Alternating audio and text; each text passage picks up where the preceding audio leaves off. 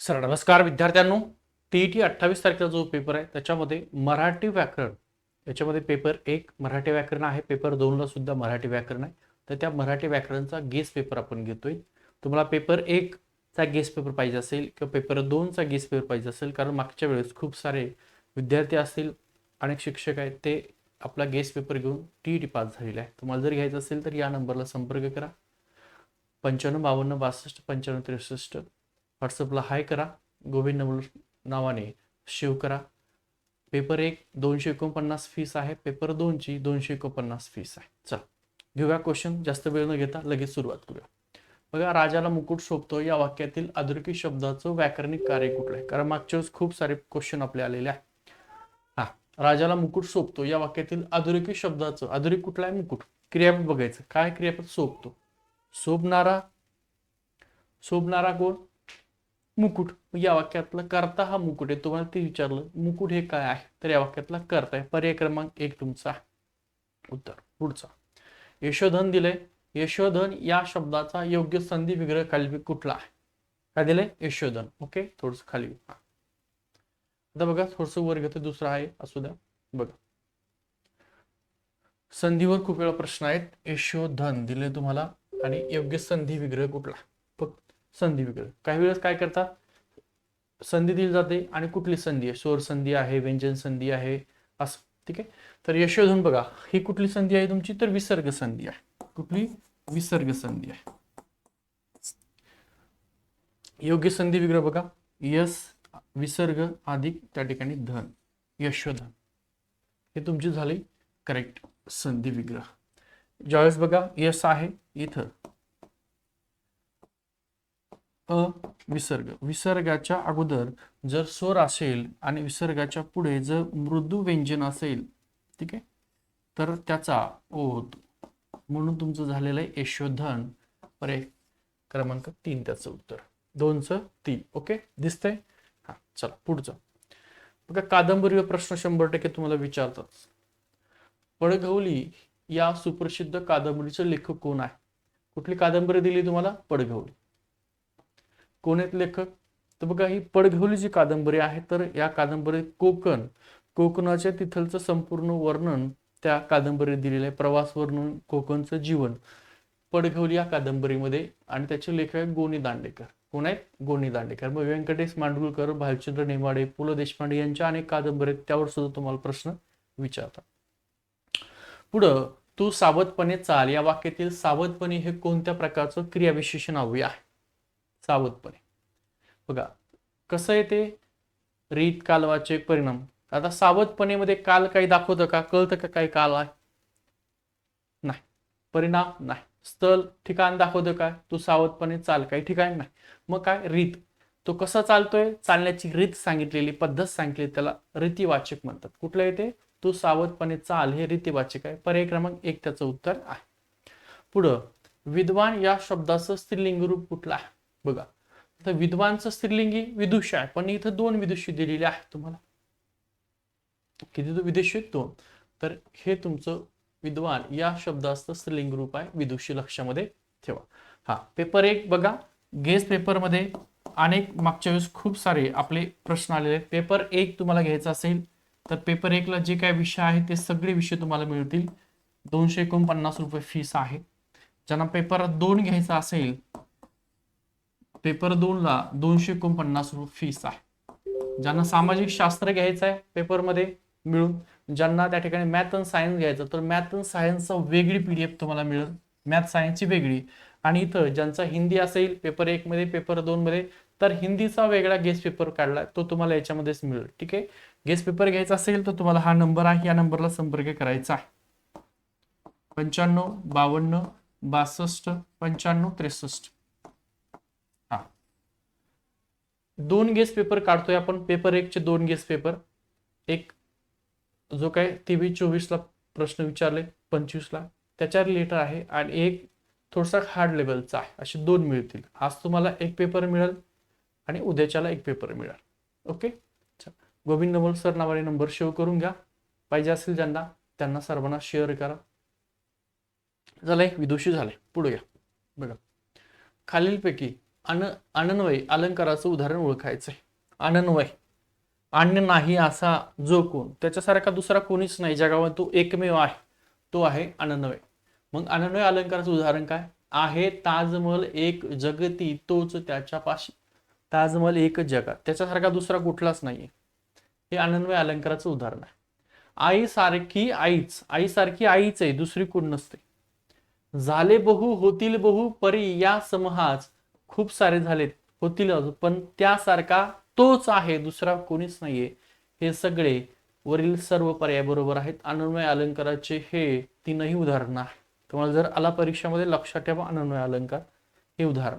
पुढं, रामाने रावण मारला या वाक्यातील प्रयोग ओळखायचा. बघा, प्रयोग ओळखताना एक ट्रिक सांगतो तुम्हाला मी. वाक्यातला फक्त कर्ता ओळखायचा. इथं काय, रामाने रावण मारला, मारणारा कोण आहे? राम आहे, मारणारा राम आहे.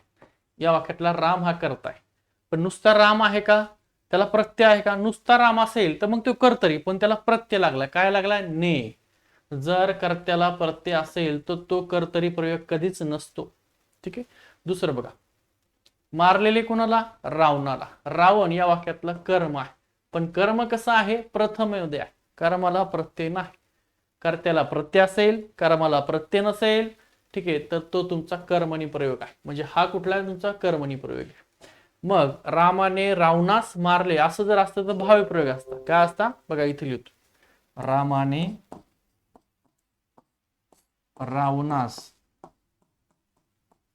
रावणास मारले. बघा इथं कर्त्याला सुद्धा प्रत्यय आहे, कर्त्याला प्रत्यय ने, कर्माला सुद्धा सप्रत्यय. मग हा झाला असता तुमचा भावी प्रयोग. कुठला झाला असता? भावी प्रयोग. परंतु कर्त्याला प्रत्यय आहे, कर्माला प्रत्यय नाही, तो झाला तुमचा कर्मणी प्रयोग. आणि कर्ता कसा आहे? तो जर तुम्हाला कर्तरी प्रयोग पाहिजे असेल तर कर्त्याला प्रत्यय चालत नाही. बघा, राम शाळेत जातो, आंबा खातो. खाणारा राम आहे का कर्त्याला प्रत्यय? तो तुमचा कर्तरी प्रयोग. ओके, चल इथं कुठला प्रयोग आहे? तर इथं तुमचा रामाने रावण मारला हा कर्मणी प्रयोग. पण इथं जर रामाने रावणास मारला असं जर असतं तर मग तुमचा तो भावी प्रयोग झाला असता. ओके, चल पुढं, यथाशक्ती या शब्द कोणत्या समाजाचं उदाहरण आहे? यथाशक्ती बघा, संस्कृत मधले जे काही उपसर्ग आहेत, कुठले? यथा, आ, प्रति, ठीक आहे, गैर, बैर, हे जे काय, हे सगळे अविभाव समाजाचे असतात. कुठले? अविभाव समाज. पर्याय क्रमांक 1 तुमचं करेक्ट उत्तर आहे. पाहायची सुद्धा आवश्यकता नाही. मराठी भाषेचे शिवाजी असं टोपण नाव कोणास दिलं आहे? बघा, मराठी भाषेचे शिवाजी म्हणतात, किंवा मराठी भाषेचे जॉन्सन तुम्हाला विचारतात, किंवा मराठी भाषेचे पाणिनी सुद्धा तुम्हाला विचारतात. मराठी भाषेचे शिवाजी असं तुम्हाला इथे विचारलेलं आहे. कोण आहे? तर विष्णू शास्त्री चिपळूणकर हे आहेत मराठी भाषेचे शिवाजी. हा प्रश्न तुम्हाला टीईटीला खूप वेळा रिपीट झालेला आहे, खूप वेळा विचारलेला. पुढं, दादोबा पांडुरंग तडकरे यांना मराठी भाषेचे काय म्हणतात? तर पाणिनी. पाणिनी, मराठी भाषेची पाणिनी कोण आहे? दादोबा पांडुरंग तडकरकर. मराठी भाषेचे शिवाजी आहेत विष्णू शास्त्री चिपळूणकर. ओके, पुढं, बापरे केवढा मोठा साप हा या वाक्यातील अवयवाचा प्रकार ओळखायचा आहे. आता एखादी आपल्या जी काही भावना आहे, भीती असेल, आनंद असेल, आश्चर्य असेल, हे जे बोलताना आपण जे कुठले शब्द वापरतो ते शब्द काय आहेत? तर ते केवळ प्रयोग आयोगामध्ये आहे. बापरे, इथं भीती दाखवली, केवढा मोठा साप आहे. अरे बा, काय झालं तिथं? अशा प्रकारे बापरे हे काय? तर केवळ प्रयोग आयोग. पर्याय क्रमांक 1 उत्तर आहे. न हा वर्ण कोणत्या प्रकारचा आहे? न हा वर्ण दिला तुम्हाला, कुठल्या प्रकारचा दिल? विचार, थोडस झूम करतो त्याला, एक सेकंड. क्लिअर? हा, न हा वर्ण कोणत्या प्रकारचा आहे? न हा अनुनासिक सुद्धा आहे. अनुनासिक म्हणजे क, ट, च, प ज्या वर्ग आहे, क, क, ट, त, प, यांचं पंचम वर्ण, यांचं पंचम वर्ण, यांचं पंचम वर्ण, यांचं पंचम वर्ण, जे कुठलं आहे त्याला अनुनासिक म्हणतात. काय म्हणतात? अनुनासिक. न हे पंचमवर्णे अनुनासिक आहे आणि न उच्चार केल्यानंतर आणि काय दातात असतो हे दंत सुद्धा आहे. म्हणजे न हे अनुनासिक सुद्धा आहे आणि दंत सुद्धा आहे. म्हणजे पर्याय क्रमांक तुमचं 4, 1 आणि 3 हे दोन्ही पण आहे. पुढं श्यामची आई हे पुस्तक साने गुरुजींनी कोणत्या तुरुंगात लिहिलेलं आहे? कुठलं पुस्तक? श्यामची आई. एरवाडा, नाशिक रोड, धुळे. 1930 तिथं श्यामची आई पुस्तक लिहिलंय आणि साने गुरुजी तुरुंगामध्ये होते, धुळेच्या तुरुंगात. कुठल्या? धुळेच्या तुरुंगामध्ये. ओके. पुढं मुलांनी गुरुजींना विचारले या वाक्यातील गुरुजींना या शब्दाची विभक्ती कुठली आहे? एक सेकंड बघा. काय? मुलांनी गुरुजींना विचारले या वाक्यातील गुरुजींना या शब्दाची विभक्ती आहे. कुठला शब्द आहे? गुरुजींना. कुठला प्रत्यय लागलाय? ना. मग ना कशात आहे? स, ला, ते, सला, नाते. कुठल्या विभक्तीमध्ये? दोन विभक्ती आहे. एक द्वितीय विभक्ती आणि दुसरी चतुर्थी. पण इथं बघा, लक्षात ठेवा. मग तुम्ही म्हणता सर आता द्वितीय करू का चतुर्थी करू? मुलांनी गुरुजींना विचारले. विचारणारे मुलं, विचारलेले मुलांनीच विचारले आणि विचारणारे सुद्धा मुलं आहेत. कर्ता आहे पण वाक्यात कर्म नाही. मग जर कर्म सोडून इतर ज्याला कशाला प्रत्यय असेल, जे काही तुम्हाला विचारलं असेल, ती तुमची विभक्ती असेल चतुर्थी. काय आहे? चतुर्थी. मग इथं तुमची विभक्ती कुठली आहे? चतुर्थी. गुरुजींना हे कुठले? चतुर्थी विभक्ती. कर्माला जर असेल किंवा कर्म जर त्या वाक्यामध्ये दाखवत असेल, त्या कर्माला जर तुम्हाला विचारलं असेल तर मग द्वितीय. आणि कर्म सोडून इतर कशाला बी असेल तर ते काय असते? तुमची चतुर्थी विभक्ती. चला, पांढरा या शब्दाचं भाववाचक नाम खालीलपैकी कुठलं आहे? पांढरा भाववाचक नाम काय? पण, पणा, ए, तोय, ताई हे प्रत्यय लागतात. तर पांढरा, पांढरेपण किंवा पांढरेपणा आहे. पांढरेपण सुद्धा भाववाचक नाम आहे. पांढरेपणा असेल तरी सुद्धा ते भाववाचक नाही. म्हणजे पर्याय क्रमांक 1 आहे. पुढं पुष्कळ फायदा होणे या अर्थाचा वाक्यप्रचार ओळखा. पहिलंचे उखळ पांढरे होणे, पुष्कळ फायदा होणे. उखळ पांढरे म्हणजे अचानक कुठंतरी संपत्ती सापडणे, गबाळ सापडणे, अचानक श्रीमंत होणे, त्याचा अर्थ उखळ पांढरे होणे. आणि पुष्कळ फायदा होणे या अर्थाचा योग्य वाक्यप्रचार हा आहे नंबर 1. पुढं 16 अलंकारिक शब्द आणि अर्थ याची चुकीची जोडी ओळखायची. बघा नीट बघा सगळे व्यवस्थित. पहिलं कळीचा नारद म्हणजे कोण? भांडणं लावणारा. बरोबर आहे. हे चुकीचं आहे का? नाही, बरोबर आहे. एरंडाचे गुऱ्हाळ, एरंडाचे गुऱ्हाळ म्हणजे काय? अर्थहीन पन्हाळ, अर्थहीन बडबड करणारा व्यक्ती, त्याला एरंडाचं गुऱ्हाळ. हे पण बरोबर आहे. अष्टपैलू, अष्टपैलू म्हणजे काय? सर्व गुणसंपन्न. हे पण बरोबर आहे. चुकीचं आहे नाही. खालचं उंठावरचा शहाणा म्हणजे अति हुशार माणूस का? नाही, म्हणजे मूर्खपणाचा सल्ला देणारा व्यक्ती, त्याला म्हणतात उंठावरचा शहाणा. म्हणजे चुकीचं तुमचं 4 नंबर आहे. पुढं 17 नंबरचं बघा. कर्तरी प्रयोगात कर्ता नेहमी कोणत्या विभक्तीत असतो? आत्ता सांगितलं. कर्तरी प्रयोग म्हटलं तर कर्ता हा नेहमी प्रथमेत असतो. कर्त्याला कधीच प्रत्यय नसतो. प्रत्यय असेल तर तो कर्तरी प्रयोग नसतोच. म्हणजेच कर्ता हा नेहमी प्रथमा विभक्तीच असतो, तरच तो कर्तरी प्रयोग असतो, अन्यथा नाही. चला, विहंग या शब्दाला समानार्थी शब्द कुठला आहे? मग बाकीचं पर्वत, वारा, विहीर हे शब्द सुद्धा. विहंग, विहंग म्हणजे काय रे बाबांनो? विहंग म्हणजेच काय? पक्षी. खग, खग, विहंग हे कशासाठी? पक्षासाठी समानार्थी शब्द आहे. अंडज, द्विज, द्विज, अंडज हे कशासाठी शब्द आहेत? तर सगळे विहंग पक्षी या शब्दासाठी समानार्थी शब्द आहे. पुढं समीक्षक या शब्दाचा विरुद्धार्थी शब्द. आता शिक्षक हा समीक्षक असतो. समीक्षक म्हणजे काय? की एखादी व्यक्ती आहे, त्या व्यक्तीतलं गुण सुद्धा तो सांगतो, त्यातले दोष सुद्धा सांगतो, त्याचा फायदा सुद्धा सांगतो, त्याच्या चुका सुद्धा सांगतो. त्या व्यक्तीला समीक्षक म्हणतात. आता या समीक्षेच्या विरुद्धार्थी शब्द म्हणजे काय? टीकाकार नाही, रसिक नाही, लेखक नाही, स्तुतीपाठ. त्याच्या विरुद्धार्थी काय? स्तुतीपाठ करणारा म्हणजे नुसतंच गुणगान करणारा.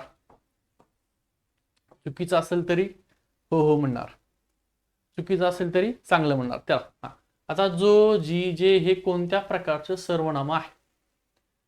दर्शक म्हणले तर तो बंगला, ती गाडी, तो पेन, तो कॅमेरा, असं. तर मग जो जी जे काय संबंधी, हे कुठले तर संबंधी सर्वनाम आहेत. पर्याय क्रमांक 1 तुमचा आहे. चला, मराठी भाषेचे पाणिनी बघा, आलं का शिवाजी, आता आलं का पाणिनी मराठी भाषेचे सेम. बघा, गेस पेपर मागच्या 86 क्वेश्चन आले. तुम्हाला गेस पेपर घ्यायचा असेल तर पेपर 1 चे सर्व जे काही विषय आहेत ते तुम्हाला मिळतील. एक पेपर तुम्हाला आज मिळेल आणि उद्याच्याला एक पेपर मिळेल. गेस पेपर आहे, 2-3 वेळेस वाचून घ्या. पेपर 1 ची फीस आहे 249 रुपये आणि पेपर 2 ची फीस आहे 249 रुपये.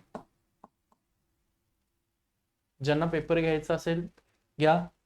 हा नंबर दिलाय, या नंबरला लक्षात ठेवा, 95 52 62 95 63. व्हॉट्सअप नंबरला हाय करा आणि डायरेक्ट पेपर 1 पाहिजे का पेपर 2 ते पाठवा. हिंदी तुमचं विषय आहे का, इंग्रजी विषय ते पण सांगा. पेपर 2 पाहिजे तर सामाजिक शास्त्र आहे की मॅथ सायन्स ते पण सांगा. ओके, चल. मराठी भाषेचं पाणिनी आता पाहिलं. मराठी भाषेचे आपण शिवाजी पाहिलेला आहे, विष्णू शास्त्री चिपळूणकर. मराठी भाषेचे शिवाजी. मराठी भाषेचे पाणिनी कोण आहेत तर दादोबा पांडुरंग तर्खडकर यांना मराठी भाषेचे पाणिनी म्हणतात, लक्षात ठेवा. ओके, 22 नंबरचा, चतुर्थी विभक्तीचे कारकार्थ कुठला ओळखायचा. प्रत्यय सुद्धा तुम्हाला विचारतात. प्रत्यय कुठले आहेत तर स, ला, ते, सला, नाते, हे द्वितीय आणि चतुर्थीचे काय प्रत्यय. तुम्हाला इथे विचारला कारकार्थ. चतुर्थी विभक्तीचा कारकार्थ कुठला आहे तर दान देणे. त्याच्या कारकार्थामध्येच आहे दान देणे, भेट देणे. तर का संप्रदान. हा कशाचा तर चतुर्थी विभक्तीचा कारकार्थ आहे संप्रदान. पर्याय क्रमांक 3 आहे, दिसतंय. ओके, चल पुढं. उद्यम या शब्दाचा अचूक विरुद्धार्थी शब्द. आता उद्यम या शब्दामध्येच आहे. उद्यम याचा अर्थ काय आहे, परिश्रम करणारा, मेहनत करणारा, तो उद्यम सतत.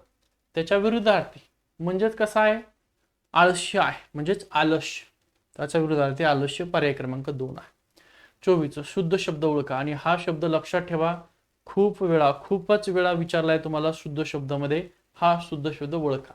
तर आशीर्वाद तुमचा हा शुद्ध शब्द आहे, लक्षात ठेवा. असाच लिहायचा आशीर्वाद. बघा, उच्चार बघा ना, आ नंतर शी, आशी र चा उच्चार होते, आशी र. मग र याच्यावर नाही द्यायचं, र चा असा उच्चार झाला तर जो काय पुढचा शब्द आहे त्याच्यावर किंवा पुढचा वर्ण आहे त्याच्यावर द्यायचा र चा रफा. आशीर, आशी र इथं आला, आशीर्वाद. हा तुमचा त्या ठिकाणी काय झालाय, आशीर्वाद शब्द झालेला आहे. असाच तुम्हाला पेपरमध्ये लिहायचा विचारलं होतं. ओके, चल पुढं. लहानपण देगा देवा मुंगी साखरेचा रवा या चरणात कोणता अलंकार आहे. लहानपण देगा देवा मुंगी साखरेचा रवा, ऐरावत रत्न थोर त्याशी अंकुशाचा मार.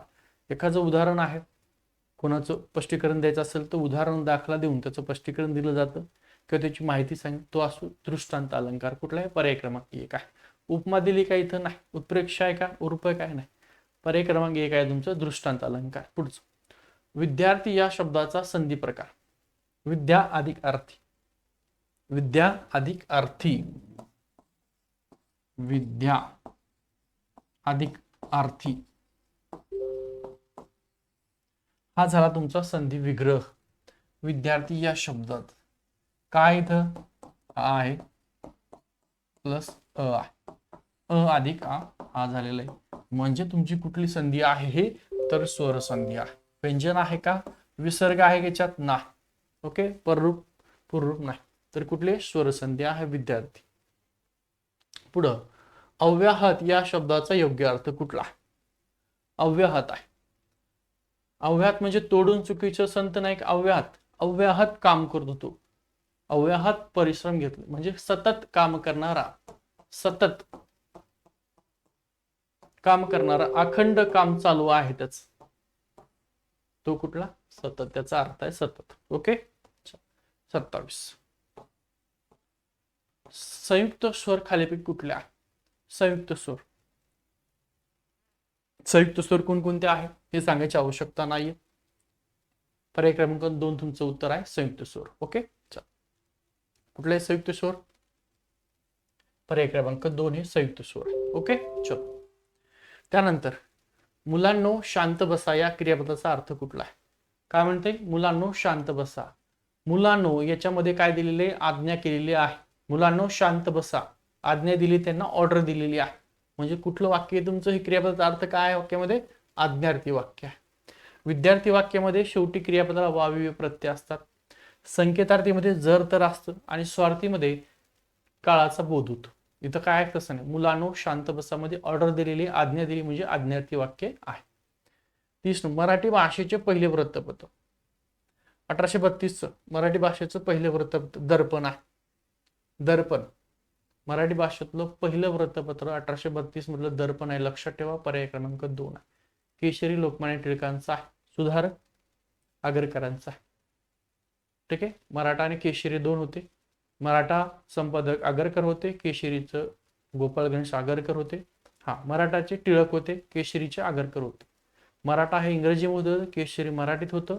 1877 मध्ये सुधारक आधी सामाजिक सुधारणा की आधी राजकीय सुधारणा टिळक आणि आगरकरांमध्ये दोघांमध्ये मतभेद झाले आणि मग आगरकरांनी स्वतःचं सुधारक नावाचं वृत्तपत्र काढलं. हे लक्षात ठेवा. सुधारक, आगरकर, केशरी, मराठा, टिळक, दर्पण, बाळशास्त्री जांभेकर मराठी भाषेतलं पहिलं वृत्तपत्र. ओके, चला. आणि प्रभाकर लोकहितवादींचं आहे. टोटल तुमचे 30 झाले पेपर. आता याच्यामध्ये तुम्हाला पद्य म्हणजे तुमचे कवितावरचे प्रश्न, तुमचे गद्य म्हणजे पाठावरचे प्रश्न, पॅसेजवरती विचार हे दिलेले नाहीये. हा गेस्ट पेपर 1 आहे. ठीक आहे. मराठीचा गेस्ट पेपर एक जनरल आहे, तर त्यामुळे अशा प्रकारे एक सोपा गेस्ट पेपर असणार आहे आणि एक अवघड स्वरूपाचा, जेणेकरून तुमच्या एक्झामला त्या प्रकारचे क्वेश्चन येतील अशा प्रकारे असणार आहे. ज्यांना गेस्ट पेपर घ्यायचा असेल तर लक्षात ठेवा, जो तुम्हाला नंबर दिलाय त्या नंबरला संपर्क करा किंवा व्हॉट्सअपला हाय करा आणि sir guest paper 1 guest paper 2 पाहिजे असं. हिंदी विषय असेल तर हिंदी सांगा, इंग्रजी असेल तर इंग्रजी. तुम्हाला व्हॉट्सअपला तो मिळून जाईल, फक्त कोणाला शेअर करू नका. ओके. अनेक जण आहेत मागच्या वेळेस पास झालेले आहेत, 2 मार्कांनी 1 मार्काने रिझल्ट जातोय. हा नंबर सेव्ह करून ठेवा, गोविंद नबल सर नावाने. ओके, थांबतो.